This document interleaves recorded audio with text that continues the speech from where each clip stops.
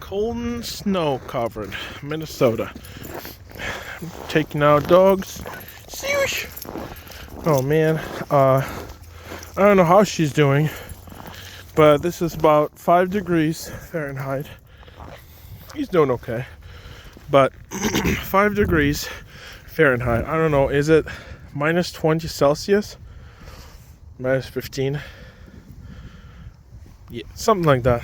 But it's cold and windy, so it feels like minus 20. Poor Sushi. How are you doing, Sushi? We have a snowsuit for her, but she doesn't like it, so. And now we're all shaky. I know, but we do have proper equipment, and we don't really go too far from the house. But she's actually tougher than most Boston Terriers, right, Sush? Are you a good girl? All right, let's go home.